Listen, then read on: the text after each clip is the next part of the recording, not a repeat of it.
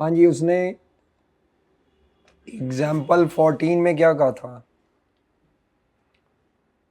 मैं नहीं करवा रहा, सिर्फ टैली करवा रहा हूँ, इनको करने के लिए दिया था। 50 मिलियन की इन्वेस्टमेंट है फॉर 8 मंथ्स। फॉर 8 मंथ्स ये इन्वेस्टमेंट का ड्यूरेशन है। आज से 3 माह बाद लोन लेना है। इन्वेस्टमेंट 3 माह बाद करनी है, स्टार्टिंग इन। ये सिर्फ इसलिए लिखा हुआ है ताकि आपको ये बताया जा सके कि इन्वेस्टमेंट आज नहीं होनी और रिस्क आपको फेस करना पड़ेगा आज से 3 माह तक के लिए। बाकी ये FRA दिया है 12.90। ये लोन का लॉक रेट होता है परसेंटेज में, और जो कम वाला होता है वो डिपॉजिट का लॉक रेट होता है FRA में। हम क्योंकि इन्वेस्टमेंट करना चाह रहे हैं तो ये हमारे लिए रेलेवेंट है। 12.40% पर एनम है ये। आपसे कहता है मार्केट में अगर 14% इंटरेस्ट इनकम मिले या 10%, तो बताओ क्या है? फिर कंपनसेशन मांग रहा है और इफेक्टिव इंटरेस्ट इनकम मांग रहा है। तो जो पार्ट ए है उसका क्या जवाब है? मैं निकाल नहीं रहा, मैं सिर्फ डायरेक्ट जवाब मांग रहा हूँ, बता रहा हूँ जो उसने कहा है। एक्चुअल इंटरेस्ट इनकम निकालनी है तो कोई मसला नहीं, लोन की अमाउंट इनटू ये मार्केट रेट इनटू 8/12। तो मेरे पास जो जवाब आ रहा है वो आ रहा है 4, पहले केस में 4,666,667। चेक करो। ठीक है, मैंने वो सर टोटल वो बलून बना दिया ना 54, इसलिए आ रहा है। ये एक्चुअल मार्केट का इंटरेस्ट इनकम निकालनी है ना। ठीक है। अभी इसमें कंपनसेशन वगैरह कोई नहीं एडजस्ट की? नहीं नहीं, मुझे लगा शायद टोटल रिसीट ही निकाल देनी है। नहीं, उसने कहा सिर्फ मार्केट के रेट पे इंटरेस्ट इनकम निकाल दो। अगली दफ़ा 10% के हिसाब से। वो 3.333। हाँ, 3,333। उसने सवाल असल में नेट आउटकम को तोड़ के पूछा है बस, ठीक है। और कुछ नहीं है। आगे उसने क्या कंपनसेशन या सेटलमेंट बताओ। जी ओपन मार्केट में जब 14% इनकम आएगी तो आप कंपनसेशन पे करेंगे। जी पे करेंगे 0.533 या 533। कंपनसेशन अंडर FRA, इधर अमाउंट ऑफ कंपनसेशन मांगी है तो ये आप पे करेंगे। कितनी पेमेंट करेंगे? मेरे पास जो आंसर आ रहा है वो आ रहा है 5,33,333 की पेमेंट कंपनसेशन अंडर FRA। और क्योंकि 2% इंटरेस्ट इनकम ज़्यादा मिल रही है, 50 मिलियन इंटू दो नहीं सॉरी, 1.6 1.6 1.6 इंटू 8/12, और कंपनसेशन रिसीवेबल है 8 लाख रुपए। कितनी है? 8 लाख अब उसने क्या पूछा है? टोटल। इफेक्टिव इंटरेस्ट इनकम का रेट निकाल दो। अब वो कैसे आएगा इफेक्टिव रेट? अमाउंट नहीं पूछी, रेट ही पूछा सिर्फ। जो भी अमाउंट पहले टोटल करके फिर हाँ, आपका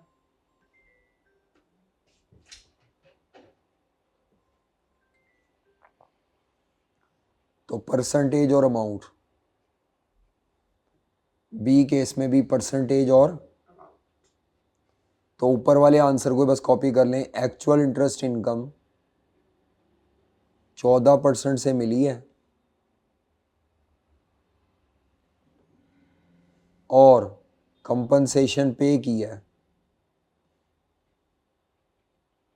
कितनी पे की है? 1.60%।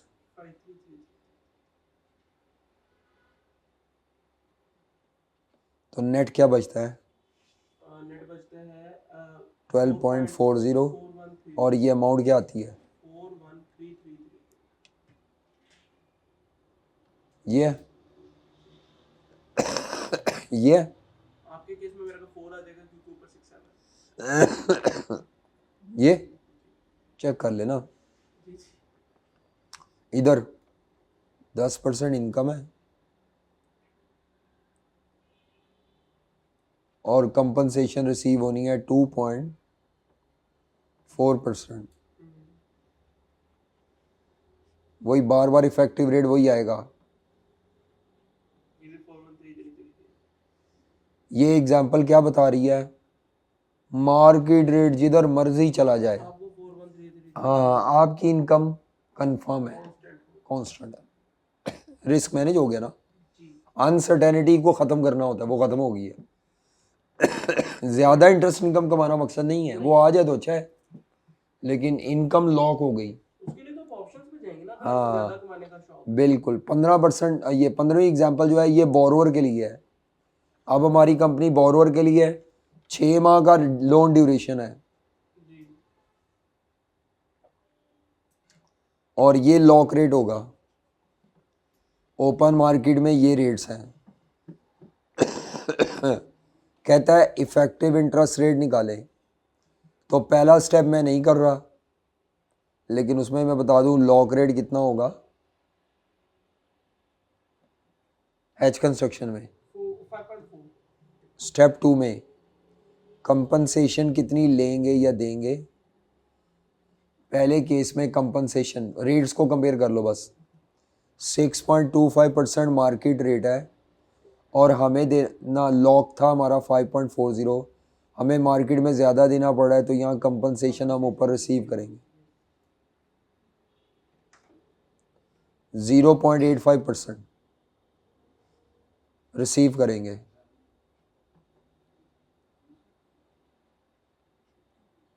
इधर कम देना पड़ रहा है तो ऊपर वाली पे करेंगे। क्या पेमेंट बनती है? 4.75 0.65 0.56 0.65 गलत है।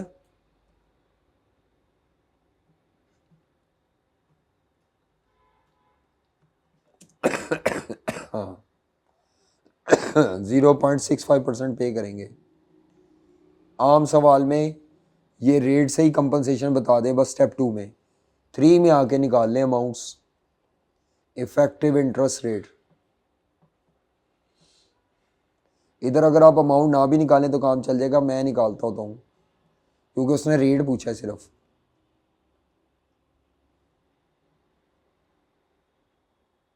हाँ जी, एक्चुअल इंटरेस्ट कॉस्ट क्या पड़ेगी? वो तो यही पड़ेगी 1,35,000। हाँ जी, 5 मिलियन का लोन है। पहले केस में 6.25% मार्केट का रेट है और 6/12। बताओ भाई क्या आता है, ये कॉस्ट क्या आती है अजवानो? सही आती है 1,56,250 कॉस्ट है। जी कंपनसेशन रिसीव होगी जी 0 पॉइंट, ये इनकम है कॉस्ट में से माइनस हो जाएगी। निकालो जी 0.85% के हिसाब से। जी हाँ जी कंपनसेशन वही मैं सोच रहा था माइनस रिसीव होगी ना? जी हाँ जी आएगी 21,250 21, 250 तो माइनस करके आपकी पॉकेट पे जो कॉस्ट पड़ेगी वो बनेगी, ओ हाँ 5.40%।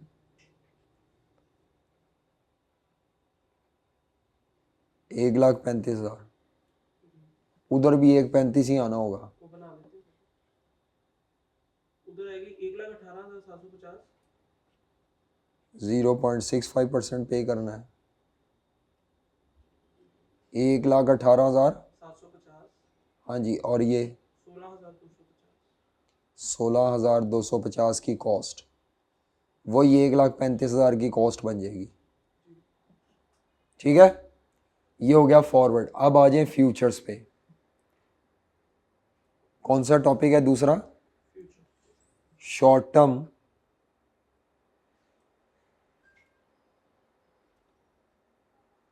Interest rate futures.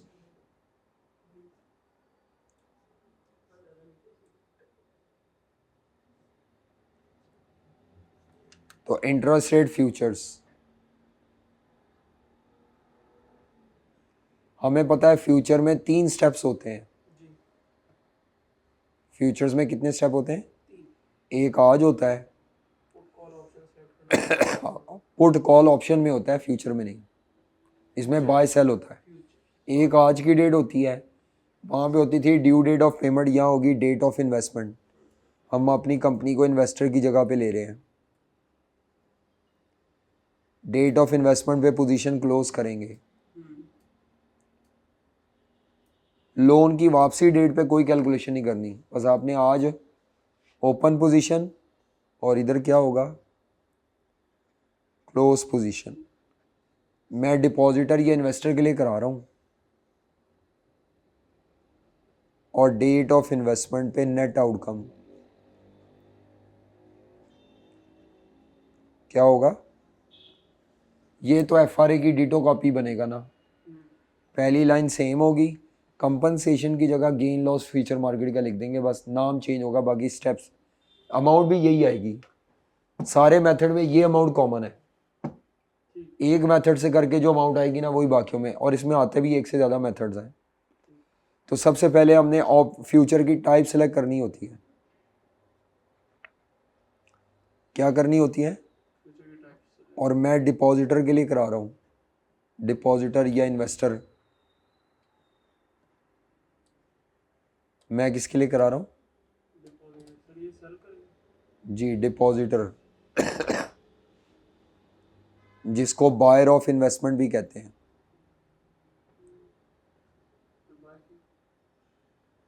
बैंक से या किसी से भी इन्वेस्टमेंट बाय करेगा इंटरेस्ट इनकम कमाने के लिए।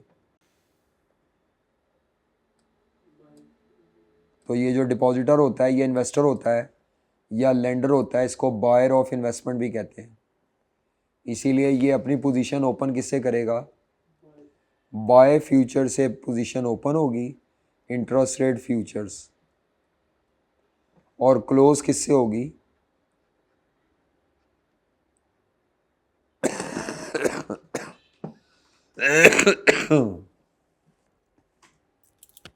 ठीक है। इसके बाद क्या लिखते होते हैं फ्यूचर में? Expiry date.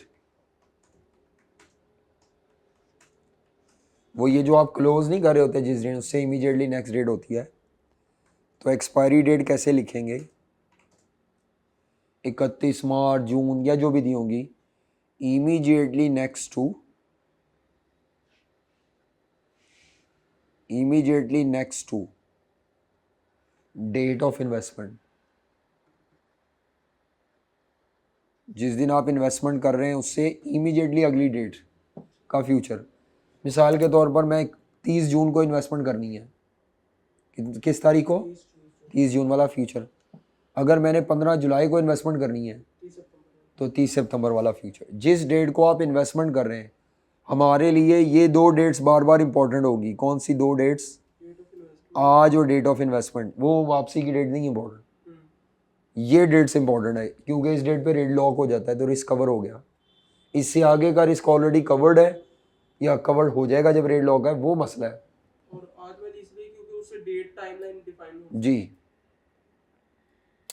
तो यहाँ पे क्या होगा? सेम वही आ जाएगी। इसके बाद इधर क्या आएगी? ओपनिंग फ्यूचर प्राइस, और इधर क्या आएगी? Closing future price. या तो ये दोनों गिवन होंगी, ये तो हमेशा ही गिवन होती है, ये गिवन भी हो सकती है, या इसको एस्टिमेट भी करना पड़ सकता है वो बेसिस वाले तरीके से, ठीक है। बल्कि करना ही पड़ता है, दी नहीं होगी ज़्यादातर, शुरू में दी हुई है। समझ आ रही है? एक बात का मसला है, यहाँ पे जो फ्यूचर की प्राइस है ना, उसको एक्सप्रेस करने का तरीका ये है कि वो आपको फ्यूचर की प्राइस अगर दे दे ना 5%, क्या कह दे, तो आपने उसको 5% फॉर्म में एक्सप्रेस नहीं करना, बल्कि 100 माइनस रेट करके 95 एक्सप्रेस करना। रेट ऑफ इंटरेस्ट की फॉर्म में ये एक्सप्रेस नहीं होती। इंटरेस्ट का टॉपिक है ना, करेंसी फ्यूचर में करेंसी एक्सचेंज रेट की शक्ल में एक्सप्रेस होती है, कमोडिटी में प्राइस रुपए में होती है। यहाँ पे इंटरेस्ट रेट का टॉपिक है, तो फ्यूचर की प्राइस इंटरेस्ट रेट में एक्सप्रेस होनी चाहिए, लेकिन इसकी कन्वेंशन है कि 100 माइनस रेट करके अगर तुम्हारा फ्यूचर प्राइस आज 5% कह दे तो आपने 5 नहीं लिखना, 95 लिखना है, या कई दफ़ा वो लिख देता है 95,000, तो परेशान नहीं होना। 95,000 का मतलब ही 95 ही है। वो ऐसे तंग करने के लिए 95,000 लिख देगा, 95,100 लिख देगा। जब वो 95,100 लिख रहा है उसका मतलब भी 95 ही है, पॉइंट उसने छुपा गया। 100 माइनस रेट से ये एक्सप्रेस होती है। क्लोजिंग फ्यूचर प्राइस भी किस रेट से एक्सप्रेस होगी? आपने अगर वो कह दे जी इस तारीख को जब डेट ऑफ इन्वेस्टमेंट है तो काइबो रेट 8% या फ्यूचर प्राइस 8% रेट है, तो आपने 8 नहीं लिखना, 92 लिखना है। मेरी बात समझ आ रही है? आगे चलो। नंबर ऑफ ये चेंज है, नंबर ऑफ कॉन्ट्रैक्ट्स कैसे निकालने हैं, इन्वेस्टमेंट का सवाल है। इधर तो सेम ही कॉपी होने होंगे।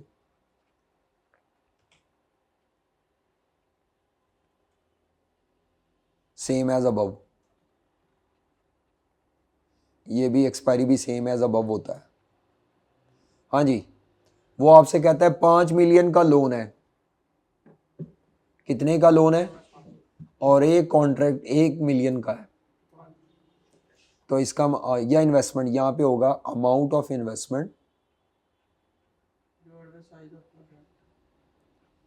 5 million divided by contract size. इसमें फॉरेन लोकल का पढ़ा नहीं, सारा डाटा लोकल में ही होगा।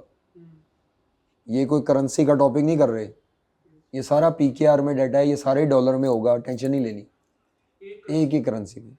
Amount of investment divided by multiplied by, एक एक्स्ट्रा चीज़ करनी पड़ेगी यहाँ पे। क्या करनी पड़ेगी? प्रॉब्लम ये है कि फ्यूचर मार्केट स्टैंडर्डाइज्ड होती है, तो फ्यूचर ब्रोकर ये ज्यूम कर रहा होता है कि आपने जो इन्वेस्टमेंट करनी है वो हमेशा 3 माह के लिए ही करनी है, ड्यूरेशन 3 माह ही है। कितना ड्यूरेशन है? अब आप 6 माह के लिए करना चाह रहे हैं इन्वेस्टमेंट। कितने माह के लिए करना चाह रहे हैं? तो आप 3-3 माह वाले जो फ्यूचर कॉन्ट्रैक्ट हैं उसको डबल कॉन्ट्रैक्ट्स करोगे, ताकि आप 3 माह वाले फ्यूचर कॉन्ट्रैक्ट से 6 माह का इंटरेस्ट इनकम को कहाँ हैज कर सको। तो इसीलिए ये आपको ऊपर आपने इन्वेस्टमेंट ड्यूरेशन रखना है। क्या रखना है ऊपर? और नीचे रखना है फ्यूचर कॉन्ट्रैक्ट का ड्यूरेशन, जो नॉर्मली 3 माह होता है, लेकिन मैं फिक्स नहीं कर रहा क्योंकि आई कैप ने 6 माह भी दिया हुआ है एक आधे सवाल में। बच्चे कहते हैं ये कहाँ मिलेगा फ्यूचर कॉन्ट्रैक्ट का ड्यूरेशन? ये वो आपको टिक वैल्यू में निकाल के कॉन्ट्रैक्ट साइज के साथ ही दिया होता है। ये कॉन्ट्रैक्ट साइज के साथ दिया होगा। ये कहाँ दिया होगा? फॉर वाली लाइन में ऊपर, वो जो फॉर होता है, हाँ वी नहीं तो फॉर लिखा होगा इंग्लिश में। अगर ये ऊपर वाला 3 माह है, नीचे वाला भी 3 माह है, तो ये फैक्टर ख़त्म हो जाता है, फिर लिखने की ज़रूरत। हाँ ये 3 माह ही होता है मोस्टली। ये कभी 6 माह होगा, कभी 9 माह होगा, कभी 12 माह होगा। तो जितने माह ज़्यादा है ना 3 से, उतने टाइम्स आपको नंबर ऑफ कॉन्ट्रैक्ट क्या करने पड़ते हैं? ये बढ़ाने पड़ते हैं। ऐसा भी हो सकता है ये 3 माह हो लेकिन आप इन्वेस्टमेंट 1 माह के लिए कर रहे हैं, तो फिर आपको नंबर ऑफ कॉन्ट्रैक्ट 1/3 करके ये फैक्टर एडजस्ट करता है नंबर ऑफ कॉन्ट्रैक्ट्स को, क्योंकि फ्यूचर मार्केट एज्यूम करती है you are always making investment for 3 months. When your investment varies from 3 months, तो फिर इस फैक्टर की जरूरत पड़ती है। इसको राउंड ऑफ करते हैं कि एग्जैक्ट नहीं, वो क्या मतलब? यानी जिस तरह पहले होता था ना नंबर ऑफ कॉन्ट्रैक्ट्स को राउंड ऑफ, वो कर लेंगे, लेकिन ये फैक्टर ज़रूरी है। ये factor as it is multiply होगा, ये एज इट इज़ होगा। यानी 8 मतलब आपने क्या करना है? 2 दफा अमाउंट नहीं, अमाउंट ऑफ इन्वेस्टमेंट है 5 मिलियन डिवाइडेड बाय 80,000, या 5 लाख था, 80,000 निकाल लो क्या आते हैं कॉन्ट्रैक्ट, या 60,000 निकालो कितने कॉन्ट्रैक्ट्स आते हैं। यार कैलकुलेटर पे कर लो या एक्सेल पे कर लो, 5 लाख तकसीम 60,000,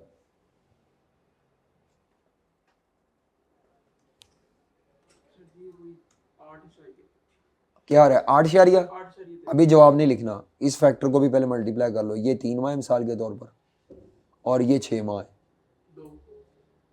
तो अब देखो 8 × 6/3, बस इसको राउंड कर लें 17 कॉन्ट्रैक्ट। बस क्या ज़रूरत है उधर पंगा लेने की, पूरा जवाब निकाल के फिर राउंड करना है, ठीक है। और पता लग रहा है जी सर, ये फैक्टर कब नहीं आएगा, जब दोनों बराबर होंगे। दोनों कब बराबर होंगे, जब उसने कहा होगा कि आप 3 माह के लिए कॉन्ट्रैक्ट ड्यूरेशन है और इन्वेस्टमेंट भी फॉर कितने मंथ्स है। अगर ये बराबर ना हो, जो कि नहीं होगा ज़्यादातर, तो इस फैक्टर की ज़रूरत है। ये करेंसी में नहीं होता, क्योंकि करेंसी में मसला ये नहीं है कि लोन लेने के बाद वापस भी करना है ये इन्वेस्टमेंट, वहाँ तो सप्लायर को पेमेंट की काम ख़त्म। यहाँ पे जब इन्वेस्टमेंट कर रहे हैं तो उस इन्वेस्टमेंट की वापसी वाली डेट भी है और ड्यूरेशन है जिसका इंटरेस्ट इनकम निकालनी है, इस वजह से ये फैक्टर आएगा। तो सेम एज अब आगे, बस आगे क्या है, इधर और कुछ नहीं है। इधर क्या आएगा, इधर क्या आएगा भाईजान, टोटल। हाँ ये भी फ़र्क होगा। अब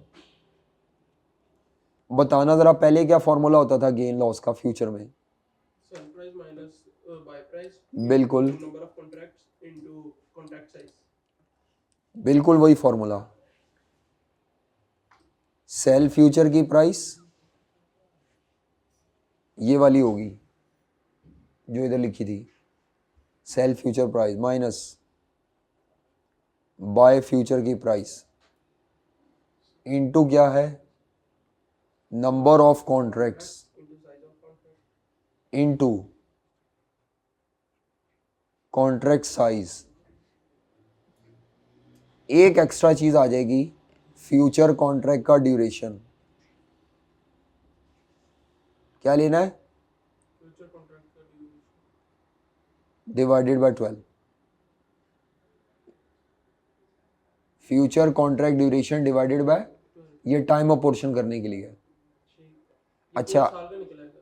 वो साल का था ना, नहीं ये अब जितने टाइम का आप निकालना चाह रहे हैं वो नहीं, वो अगर उसको ना लेते अगर ये ना लें तो साल का निकल आएगा। अच्छा, अब मसला क्या होता है कि ये जो फ्यूचर प्राइस है ना, इसके अंदर छुपी होती है परसेंटेजेस। जब आप सेल में से बाय फ्यूचर प्राइस निकालते हैं तो ये आंसर आपने परसेंटेज में लिखना है, नहीं तो नंबर कट जाएंगे। मसलन 92 माइनस 91 करोगे तो आप 1 लिख देंगे तो गलत है, ये 1 नहीं आना, ये क्या कहलाएगा, 1%। 1% है ना इसके अंदर, समझ आ रही, यानी ये हुआ है 100 माइनस 8, ये हुआ है 100 माइनस, हमें ये देखना ही नहीं 8 है 9 है क्या है, खाली 8 9 देखेंगे तो गेन लॉस उल्ट पुल्ट निकलेगा। इसीलिए इसको इस फॉर्मेट में कन्वर्ट कर लेते हैं ताकि गेन लॉस देखना आसान हो जाए। मेरी बात समझ आ रही है। तो एक्चुअली इसमें गेन आ रहा है 1% का। अगर आप 8 और 9 देखेंगे तो शायद आपको गेन लॉस उल्टा पुल्टा गेन लॉस आएगी, समझ नहीं आएगी। मेरी बात समझ आई है। करेंसी में ऐसा नहीं था, वहाँ पे सेल फ्यूचर प्राइस में से जब बाय माइनस करते हैं तो रेट ही था। इधर जब माइनस करोगे तो जो जवाब आएगा वो किस में एक्सप्रेस होगा, परसेंटेज में। नहीं बात समझ आई। अब आगे नेट आउटकम वही है जैसे ऊपर लिखा था, फॉरवर्ड वाला ही, किधर गया वो जो मैंने फॉरवर्ड में लिखा था, वही छापने लगा हूँ।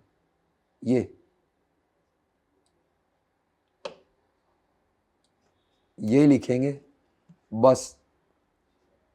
चेंज कहाँ पे आएगा, ये जिसको मैंने कंपनसेशन लिखा है ना, हाँ ये ऊपर से ही अमाउंट निकाल के इसको गेन या लॉस ऑफ फ्यूचर मार्केट कह देंगे।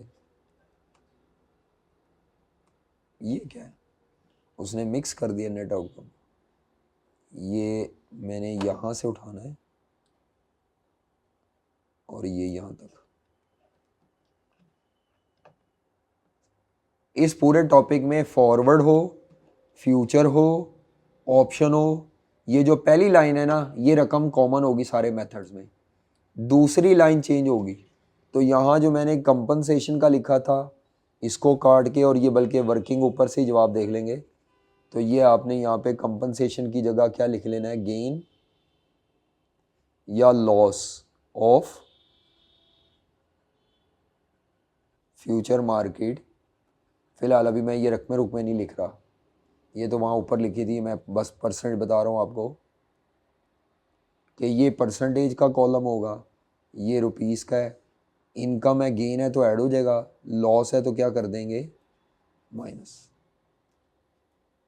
और ठीक है, कर लोगे। ये किसके लिए फ्यूचर कॉन्ट्रैक्ट था, अगर आपकी कंपनी डिपॉजिटर है।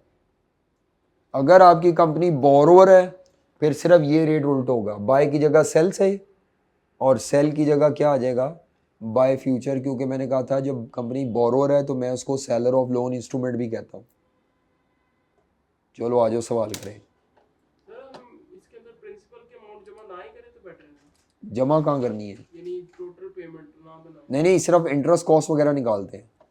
प्रिंसिपल तो होता ही नोशनल है, ज़रूरी नहीं है लोन उतनी अमाउंट का लें, कम ज़्यादा भी हो सकता है। रेट का फटा है, लोन की अमाउंट का नहीं।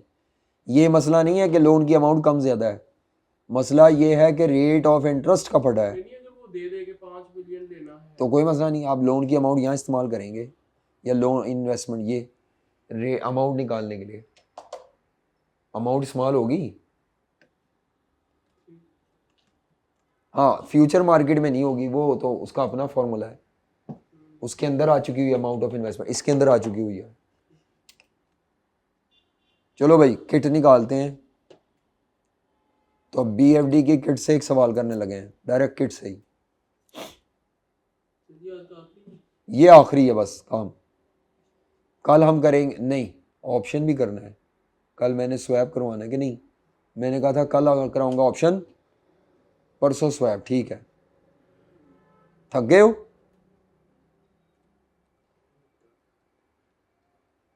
ये सवाल मैंने आपको कहा था कर लेना, पता नहीं आप लोगों ने करेंसी में ये किया कि नहीं। जी कर दिया। अल्फा ऑटोमोबाइल बड़ा अच्छा सवाल है, सारे मेथड थे इसमें, फॉरवर्ड फ्यू, ये करेंसी का था, ये मैंने CNG किट वाला कहा था। कल चेक होगा, कल चेक होगा, कल कमांडो एक्शन है। क्या है कल? समझते हो कमांडो एक्शन? आ जाओ जी, ये सवाल करते हैं।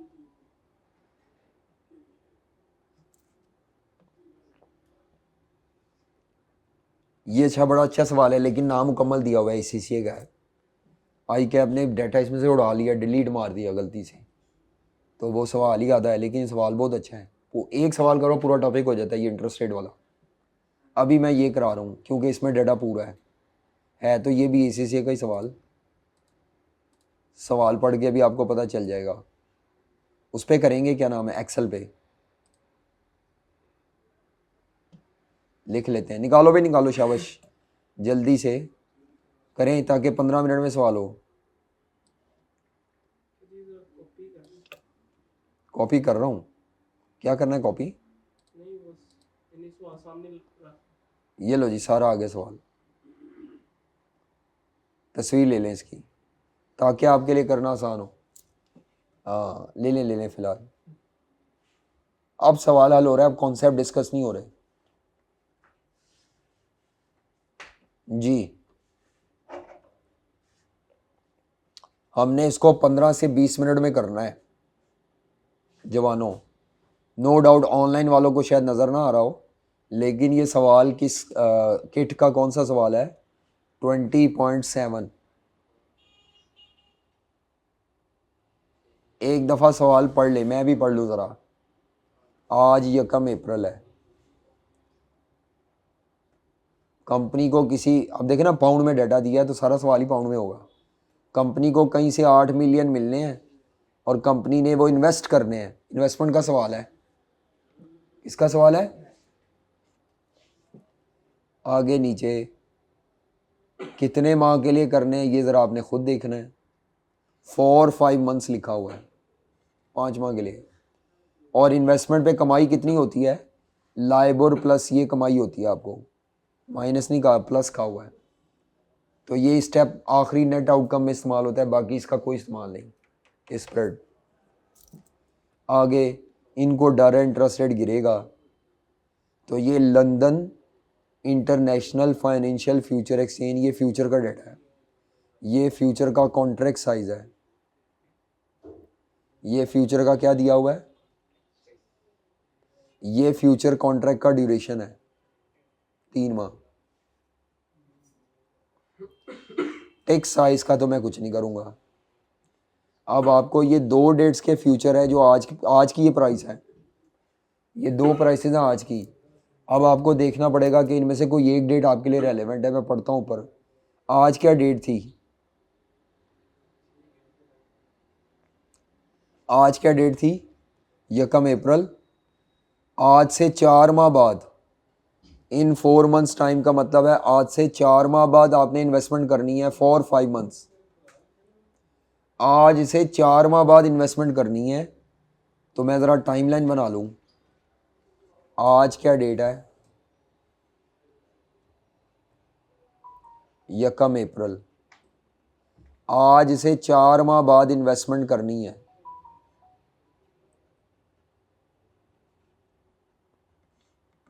तो 1 अप्रैल से 4 माह आगे जाओ ज़रा, क्या बनता है? 1 मई, 1 जून, 1 जुलाई, 1 अगस्त। ये क्या लिखा हुआ है 4 माह बाद करनी है? सवाल की पहले पैराग्राफ की पहली लाइन में इन 4 मंथ्स टाइम लिखा हुआ है शायद।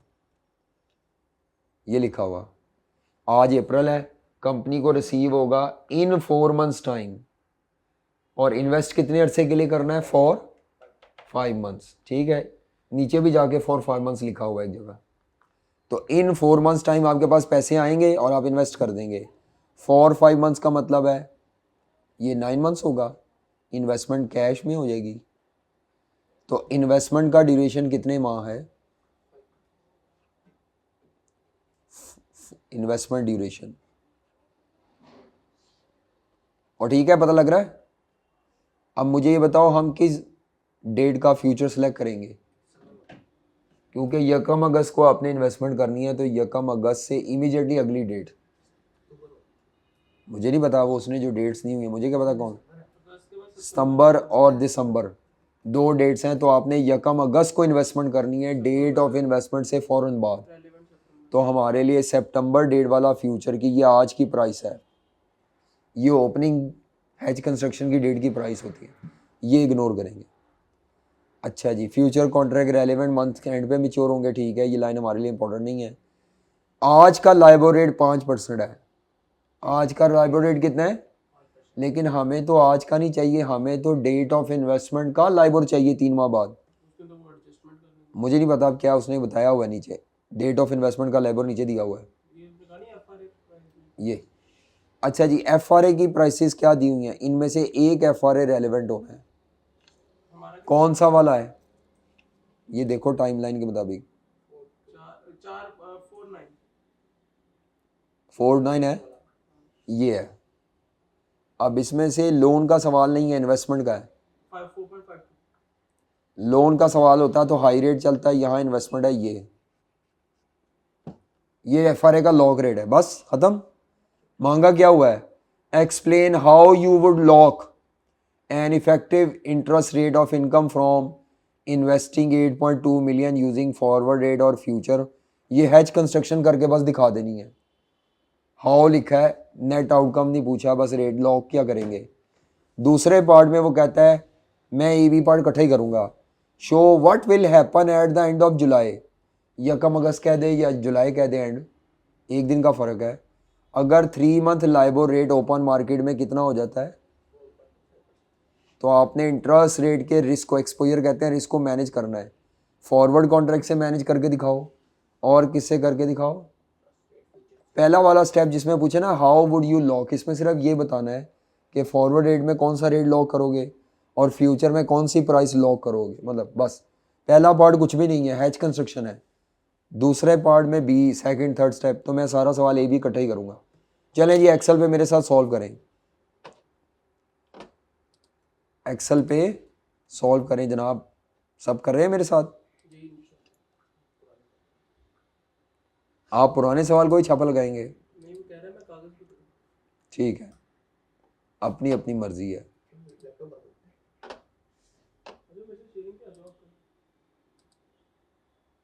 मेरा एक्सेल, ये ले जी, एक्सेल आ गया।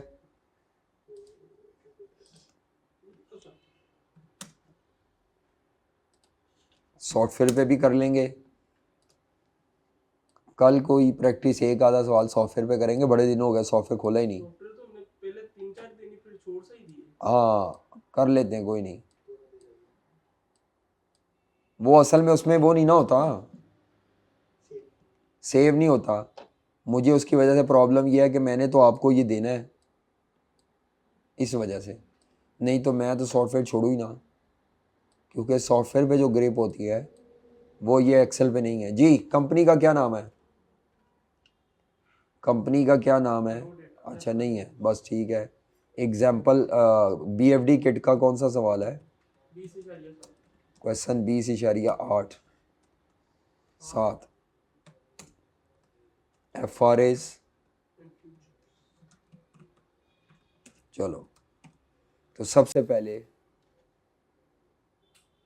हमने इंटरेस्ट रेट फ्यूचर करना, ओ फॉरवर्ड रेट एग्रीमेंट करना है, FRA करना है।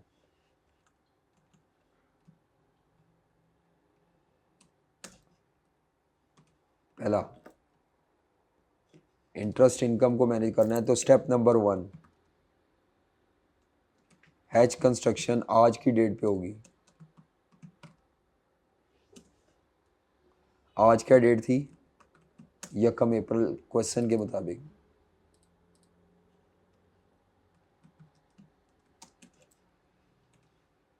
हाँ जी, कंपनी क्या करेगी? कंपनी विल सेलेक्ट कौन सा? 4 to 9 FRA to lock interest income rate of, हाँ जी, कितना रेट लॉक करेगी? 4.5 4.52%। लो जी, बस ये इतना सही था। आगे चलें। रेट लिखना काम होता है बस इसके पहले स्टेप में। दूसरा स्टेप है डेट ऑफ इन्वेस्टमेंट। या 31 जुलाई लिख लें या 1 अगस्त लिख लें, एक ही बात है। तो स्टेप 2 में क्या करते हैं? कंपनसेशन निकालते हैं, या क्लोज द FRA कह दो। मतलब कंपनसेशन निकाले। तो हमारा लॉक्ड लाइबोर या काइबोर क्या था? लॉक्ड लाइबोर क्या था? 4.52%। ये इनकम का रेट था लॉक।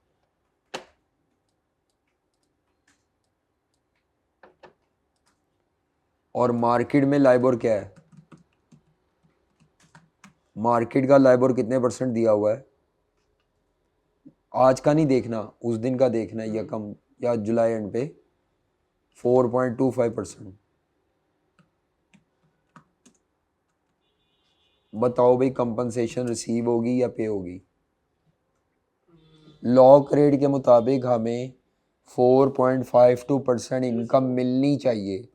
हमें मार्केट में इनकम कम मिल रही है, तो जब कम मिल रही है तो अब उस नुकसान को पूरा करना है हमने। Compensation receivable under FRA। 0.27%। हाँ, ये हमें मिलनी है इनकम। ठीक है। अब 31 जुलाई को नेट आउटकम निकालने FRA का।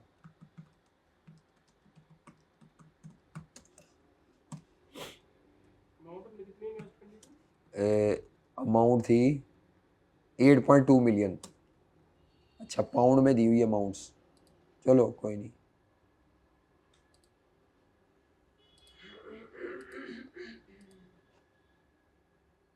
हाँ जी, अब पाउंड में लेनी है मैंने। ये ले जी, आपके वहाँ पे पाउंड ना आए तो GBP लिख दीजिएगा। पेपर में अगर पाउंड का साइन ना मिले ना, तो ग्रेट ब्रिटिश पाउंड, GBP। ठीक है। अच्छा जी, एक्चुअल इंटरेस्ट इनकम निकालनी है eight market rate. Actual interest income eight market rate निकालनी है। उसने क्वेश्चन में ये कहा हुआ था, जब भी आप इन्वेस्टमेंट करेंगे तो लाइबोर रेट पे इनकम नहीं आएगी, लाइबोर से थोड़ी सी क्या आएगी? ज़्यादा आएगी। ये इस्तेमाल अब होगा, बाकी इसका कहीं इस्तेमाल नहीं है। तो मेरा ख्याल है लाइबोर कितना था? 4.25% प्लस 0.40%, ये आएगा तो कितना? 4.65% into 8.2 million great British pound.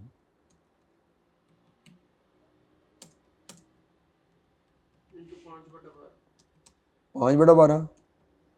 5 माह के लिए कर रहे हैं, 4 भी 9 था। 4 to 9 था, हाँ 5 माह। तो हमारा ये रेट तो बनेगा 4.65%। जी 1,58,875। अमाउंट बनेगी 8200 इंटू दिस वन 5/12। ले जी, ये इनकम बन गई, चेक करो ये सही है। 15। अब चाहे फ्यूचर से करो, जिस मर्जी मेथड से करो, ये अमाउंट इतनी आनी है।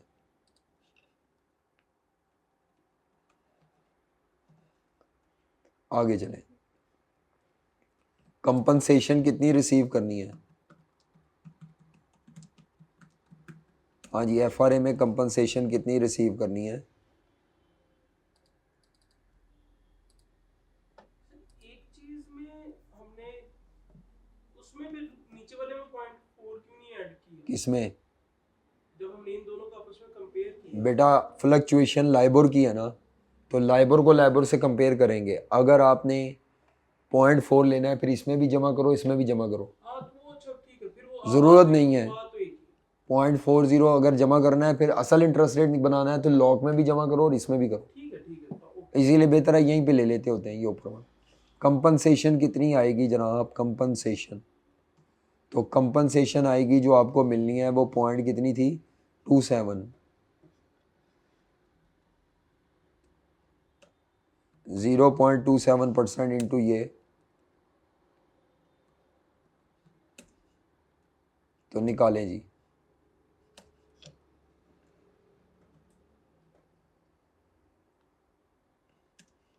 चेक करें, इतनी आती है। कॉपी पे कर लिया मैंने। हाँ जी बालू जी। तो अब इसको टोटल कर लें। इफेक्टिव इंटरेस्ट इनकम आ गई और रेट भी आ गया है। 1,68,000 एक। इसमें दो रेट्स नहीं थे। 4.92% है।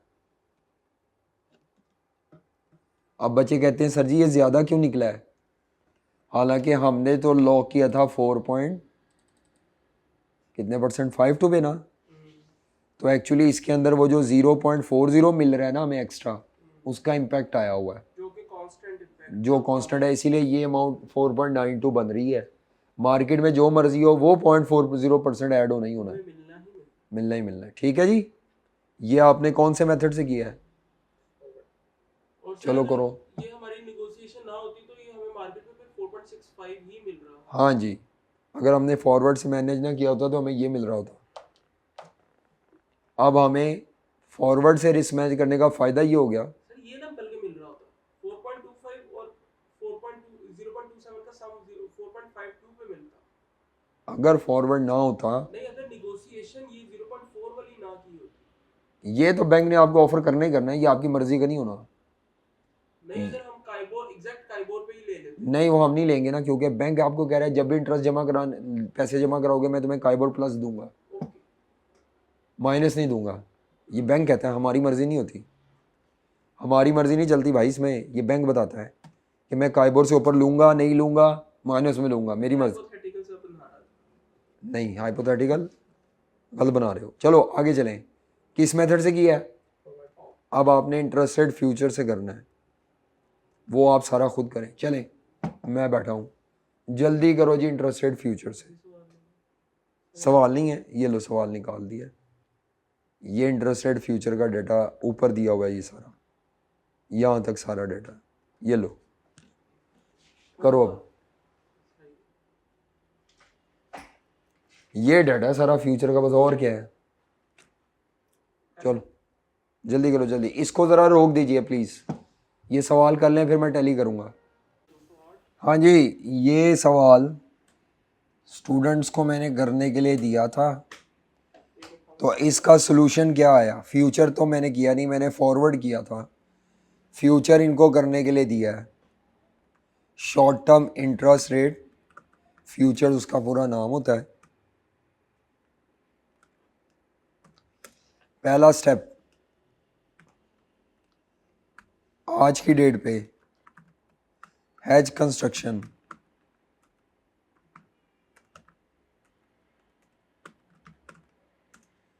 आज की डेट पे हेज कंस्ट्रक्शन जी। टाइप में हमारी कंपनी क्योंकि इन्वेस्टर की पोजीशन पे है, तो इन्वेस्टर का मतलब है seller, o sorry buyer of investment, तो आप बाय इंटरेस्ट रेट फ्यूचर से पोजीशन ओपन करेंगे और सेल फ्यूचर से क्लोज करेंगे।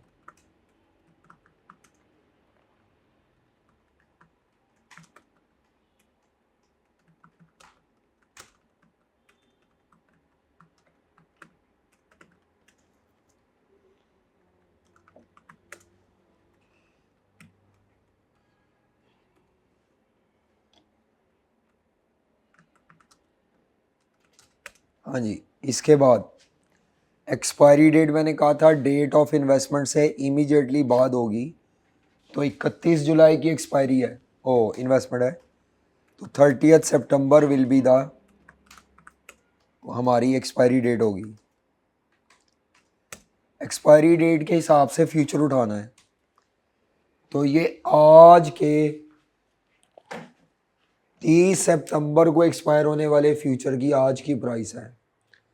ये दिसंबर में एक्सपायर होने वाले 31 दिसंबर में एक्सपायर होने वाले फ्यूचर की आज की प्राइस है। मुझे इनमें से 30 सितंबर की एक्सपायरी के हिसाब से चलना है, तो मेरी ये प्राइस रेलेवेंट होगी 95.35। ये फ्यूचर की प्राइस मेरे लिए रेलेवेंट है। अच्छा जी, नंबर ऑफ कॉन्ट्रैक्ट्स कितने आएंगे? नंबर ऑफ कॉन्ट्रैक्ट्स का फॉर्मूला होता है amount of investment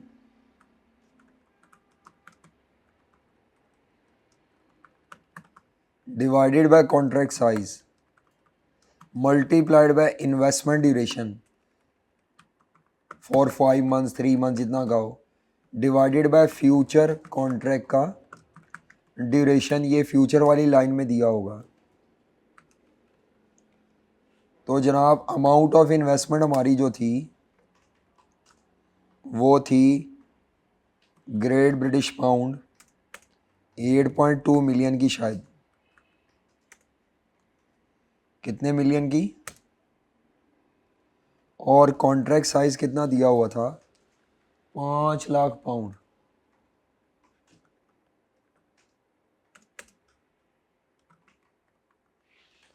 into investment duration कहाँ पे होता है? ये ऊपर वाली लाइन में होता है जहाँ पे ये लिखा होता है for 5 months, for 5 months, for वाली लाइन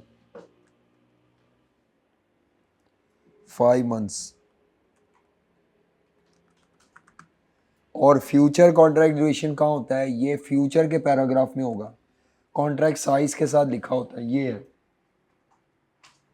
ये लिखा होगा, ना लिखा हो तो 3 माह अज्यूम कर लेना।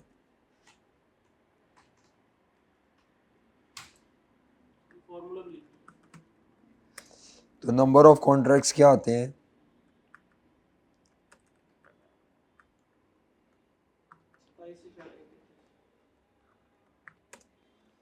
27.33, तकरीबन 27 कॉन्ट्रैक्ट हो गए।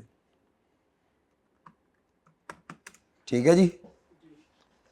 अच्छा जी, क्लोजिंग फ्यूचर प्राइस, ये 31 जुलाई की फ्यूचर प्राइस यहाँ पे देनी चाहिए थी।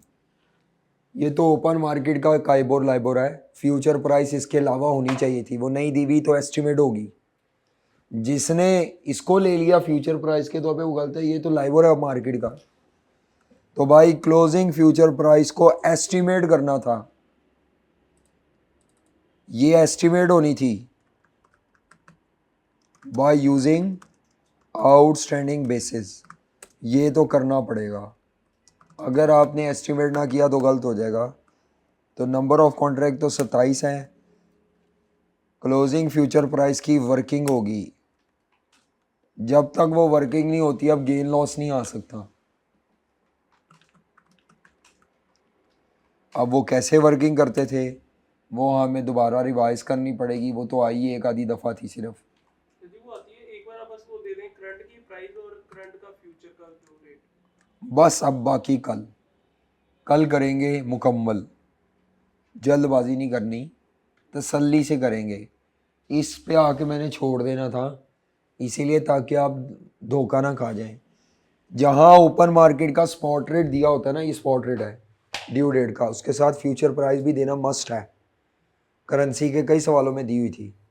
अगर फ्यूचर प्राइस ना दी हो तो आउटस्टैंडिंग बेसिस से एस्टिमेट करेंगे, ये नहीं लेनी आपने, ठीक है।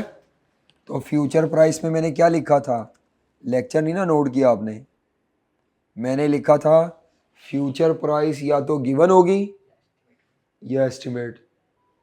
गिवन होगी तो रेट की शक्ल में ही दी होगी, वो 4.25 फ्यूचर प्राइस नहीं थी, वो ओपन मार्केट का था, वो फ्यूचर प्राइस के नाम से लिखी होगी, तो ये एस्टिमेट होना था।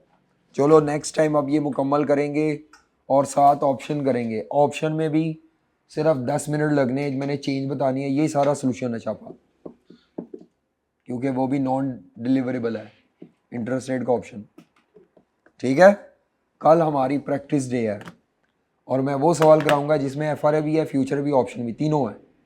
तो आपका ये टॉपिक कल ही मुकम्मल हो जाएगा, फिर परसों करेंगे स्वैप्स सैटरडे को, ठीक है। ओके जी, अल्लाह हाफिज़।